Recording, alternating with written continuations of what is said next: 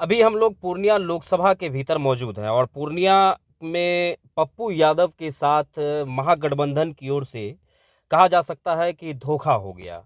पप्पू यादव ने कुछ दिनों पहले पूर्णिया की जनता के लिए प्रणाम पूर्णिया के नाम से एक सभा रखी थी और उस सभा में लाखों की भीड़ जो है रंगभूमि मैदान पर इकट्ठा हुई थी। उस भीड़ को देखने के बाद कहीं ना कहीं कांग्रेस के भीतर यह मंशा हुई कि पप्पू यादव को कांग्रेस पार्टी में शामिल कर लिया जाए और पप्पू यादव इसी मंशे के साथ कांग्रेस पार्टी में शामिल भी हुए थे। लेकिन जब महागठबंधन की ओर से सीट शेयरिंग हुई तो उसमें पप्पू यादव का नाम छट गया, क्योंकि पूर्णिया कांग्रेस के नहीं बल्कि राजद के खेमे में जाकर गिर गया है। राजद के प्रत्याशी यहां से चुनाव लड़ेंगे। ऐसे में पप्पू यादव क्या कुछ करते हैं यह तो आने वाला वक्त बताएगा। लेकिन पप्पू यादव को पूर्णिया की जनता निर्दलीय देखना चाहेगी या फिर किसी अन्य पार्टी से देखना चाहेगी। उनकी खुद की पार्टी है, जन अधिकार पार्टी, उनसे वो चुनाव लड़ते हैं।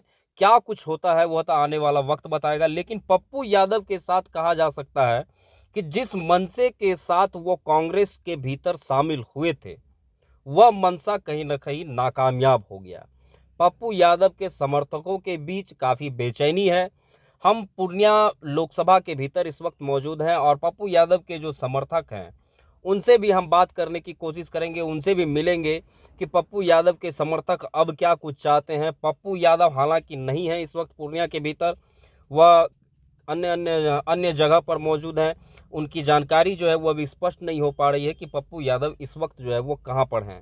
लेकिन कहा जा सकता है कि कांग्रेस महागठबंधन की ओर से पप्पू यादव को यह काफ़ी करारा झटका लगा है, क्योंकि यह सीट जो है वो आरजेडी के खेमे में चली गई है। आपकी जानकारी के लिए हम बता दें कि बिहार में पहली बार ऐसा हो रहा है कि महागठबंधन के भीतर इतनी ज़्यादा सीट कांग्रेस राजद पार्टी को मिली है।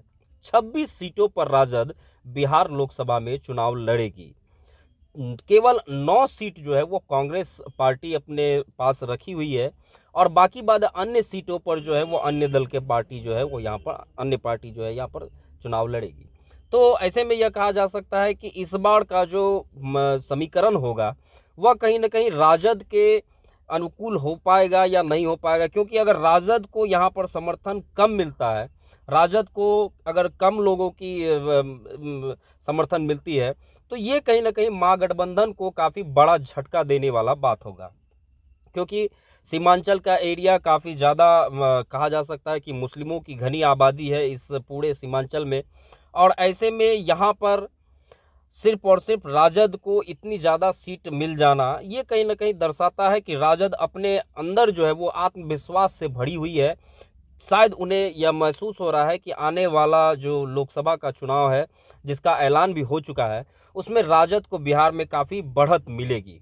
हम पूर्णिया लोकसभा के भीतर मौजूद हैं और पूर्णिया के तमाम लोगों से भी मिलेंगे, पप्पू यादव के समर्थकों से भी मिलेंगे और आपको आपके सामने समक्ष रखने की कोशिश करेंगे कि पप्पू यादव के समर्थक अब क्या कुछ चाहते हैं। बने रहिए हमारे साथ। बहुत बहुत धन्यवाद।